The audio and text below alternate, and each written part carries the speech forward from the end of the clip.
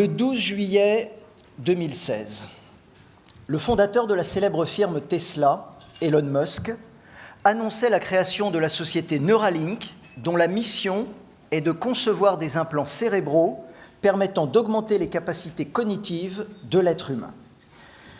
Peu de temps auparavant, le fondateur de la non moins célèbre firme Google, Larry Page, annonçait la création de la société Calico, dont le but, en toute modestie, est de tuer la mort. Larry Page, comme nombre de ses confrères de la Silicon Valley, est convaincu que l'intelligence artificielle dépassera les capacités humaines au cours des prochaines années. Comme vous le savez, mesdames et messieurs, la liste des patrons de la Silicon Valley, aux rêves fous, pour ne pas dire surréalistes, est longue. Certains d'entre eux veulent compenser l'infériorité de l'intelligence biologique en branchant le cerveau humain directement sur des réseaux numériques. D'autres imaginent des robots dont l'intelligence serait encore plus subtile que celle de l'homme et qui seraient dotés de leur propre conscience, avec toujours en arrière-plan l'éternel vieux fantasme consistant à voir les robots asservir les hommes et, pourquoi pas, prendre le pouvoir à leur place. Que s'est-il passé, mesdames et messieurs, dans la Silicon Valley pour en arriver à ces constats ? Après avoir longtemps considéré l'ordinateur comme un outil d'émancipation individuelle, les gourous de la Silicon Valley ont renié les uns après les autres la plupart de leurs fondements idéologiques. Ils considèrent désormais que les robots ou les machines peuvent prendre de meilleures décisions que les hommes, qui seraient en quelque sorte devenus superflus, pour ne pas dire inutiles. Progressivement, un anti-humanisme est en train de se mettre en place, poussé par des processus d'automatisation généralisés qui diminuent la capacité de penser de l'homme. Comment pouvons-nous réagir face à cette situation ?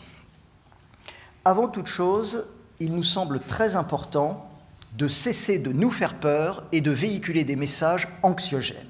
Revenons à la réalité, en distinguant bien les mirages de l'intelligence artificielle, qui ont toujours nourri les projets hollywoodiens pour notre plus grand bonheur, et les vrais changements, auxquels chacune de nos organisations et chacun d'entre nous doivent se préparer dès maintenant.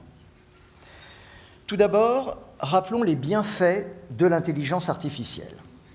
En effet, chacun d'entre nous peut et doit se réjouir des effets bénéfiques de l'intelligence artificielle, en particulier dans le domaine médical et dans l'organisation de notre vie quotidienne.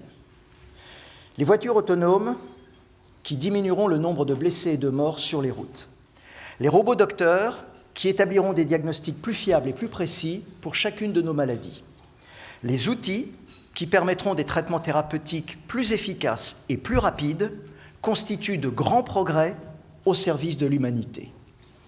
Ensuite, nous devons prendre conscience des mirages de l'intelligence artificielle. Et nous devons en particulier davantage écouter et entendre les neuroscientifiques du monde entier qui émettent de sérieux doutes sur la possibilité d'une intelligence artificielle forte. Aucun scientifique au monde, au moment où nous parlons, ne sait comment nous pourrions fabriquer des robots dotés de conscience, dotés de sensibilité et capables de prendre des initiatives. Nombre de ces scientifiques considèrent le rêve des transhumanistes d'accéder à une forme d'immortalité comme une très grande naïveté. Le neuroscientifique mondialement reconnu Antonio Damasio n'a eu de cesse, tout au long de sa vie, de réhabiliter l'importance des émotions et des sentiments dans les processus cognitifs. Le cerveau et le corps, dit-il, sont indissociables et ils produisent conjointement ce que l'on appelle l'esprit. Autrement dit, tant que les robots seront privés de corps vivants, régis par les lois de l'homéostasie, ils n'auront ni conscience ni affect. Et tant que les robots seront privés de conscience et d'affect, les programmes d'intelligence artificielle n'auront rien à voir avec les processus mentaux de l'être humain.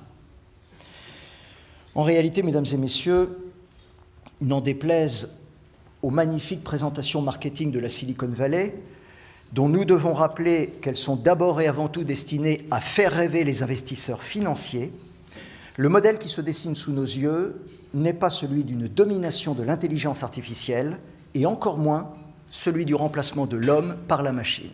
Non.